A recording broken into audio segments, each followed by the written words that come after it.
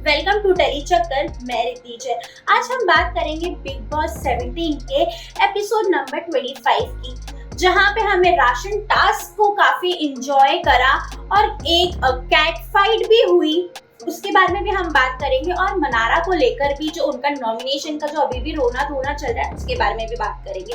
तो सबसे पहले मैं बिग बॉस ने जो टास्क किया था ओटीटी वर्सेस टीवी का, उसमें मैं बात करती हूँ। वहां पे मुझे दम वालों का दम बहुत नजर आया और उन्हें प्रूव भी करा, उनको अपॉर्चुनिटी मिली। तो यहाँ पे जिस तरीके से अरुण ने ऐश्वर्या को ट्रोल किया, जिस शब्दों से, ओ माय गॉड, मतलब क्लैप करूंगी मैं उनके लिए। इतने जबरदस्त तरीके से उन्होंने ट्रोल किया ऐश्वर्या को और ऐश्वर्या के पास कोई शब्द ही नहीं था। बस वो एक ही बात पे अड़ी रही कि मैं रिश्ते बहुत अच्छे से बनाती हूँ, मैं बेस्ट हूँ। बट साफ साफ हमें लाइव में दिख रहा है कि वो रिश्ते बनाना ऐश्वर्या को तो बिल्कुल नहीं आता है। उनका अंकिता, और जब से नॉमिनेशन को लेकर बात हुई है तब से तो दिल वाले बिखर से गए हैं सब अपने अपने रास्ते में। और वहीं ऐश्वर्या और रिश्ते की बात करती है तो वो यहाँ पे अड़ी हुई है कि मैं घर वालों के लिए खाना नहीं बनाऊंगी। ये ठीक है, आपकी लड़ाई हुई है घर वाले से, आप नॉमिनेशन में खपा है, लेकिन इसका मतलब ये नहीं है कि आप खाने को लेकर मुद्दा बनाए कि मैं खाना नहीं बनाऊंगी। तो कहीं ना कहीं मुझे इस टास्क में जैसे वो सबसे भिड़ जाती है, यहाँ पे इस टास्क में ना मतलब सिर्फ और सिर्फ मतलब चिल्ला रही, उनका कुछ सुनाई नहीं दे रहा था। वहाँ पे मुझे ऐश्वर्या थोड़ी सी ढीली लगी, थोड़ी क्या बहुत ही ज्यादा मुझे ढीली लगी। ऐसे तो नहीं तो सबके सामने बड़ा तेवर दिखाती हैं वो गुस्से में, लेकिन यहाँ पे वो बहुत ढीली लगी मुझे।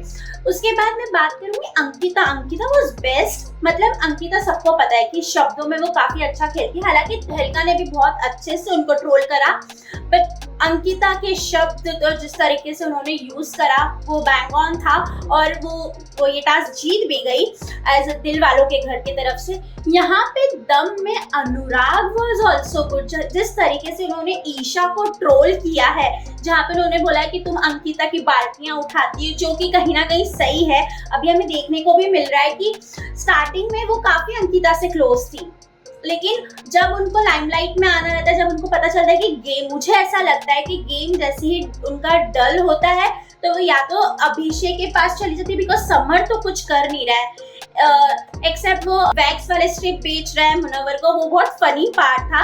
या तो वो इधर से उधर डांस करते रहते हैं या फिर वो ईशा को सिर्फ डोमिनेट करते हैं, उनकी मिस्टेक्स गिनाते रहते हैं, अदरवाइज वो कुछ नहीं करे। तो ईशा को इतना तो कंफर्म है कि मुझे फुटेज मिलेगा तो अभिषेक से ही मिलेगा, तो वो अभिषेक से लड़ेगी, जान मतलब बेफालतू में वो लड़ेगी। तो जिस तरीके से अनुराग ने ईशा को एक्सपोज किया वहाँ पे ट्रोलिंग करके, वो कहीं ना कहीं जायज था। मुझे ऐसा लगा कि एकदम मतलब बहुत अच्छे शब्द उन्होंने यूज करे वहाँ पे जिसके, और वहाँ पे सबसे बड़ा गेम तो अनुराग ने यही खेला कि उन्होंने पहले ही बोल दिया था ईशा को सॉरी कि भाई यहाँ पे कांड हो सकता है कि समर्थ और अभिषेक ये सब उनपे भड़क जाएंगे, और वो हुआ भी। टास्क के बाद समर्थ एकदम आ गया कि तू ऐसे कैसे बोल सकता है, किसी लड़की के कैरेक्टर पे कैसे सवाल उठा सकता है। तो वो वहाँ पे भी उन दोनों का बहुत बहसबाजी होता है, बट कहीं ना कहीं जो अनुराग ने बोला वो हमें देखने को मिला है, तो उसको हम डिनाई नहीं कर सकते। उसके बाद मैं बात करूंगी नील, ऐश्वर्या और अभिषेक की लड़ाई।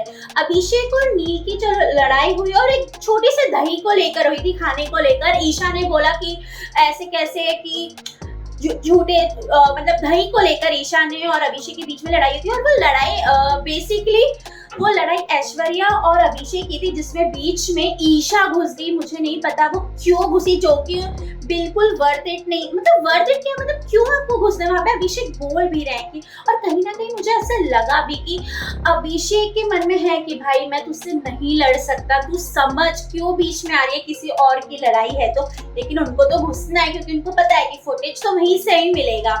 वहीं जिस तरीके से अब ऐश्वर्या अपने पति की लड़ाई में बीच में घुस गई और अभिषेक को जिस तरीके से वो चढ़ रही थी अभिषेक के ऊपर, जो एग्रेसिवनेस था वो बहुत ही मतलब बेकार था। मतलब आप क्या कर रहे हो, मुझे कुछ समझ में नहीं आ रहा आप क्या कर रहे हो। जब से दिल का जो घर टूटा है उसके बाद तो वैसे ही उनको और कुछ समझ में नहीं आ रहा। जब से वो नॉमिनेशन में हुई है वो क्या कर रही है कुछ क्लियर नहीं है।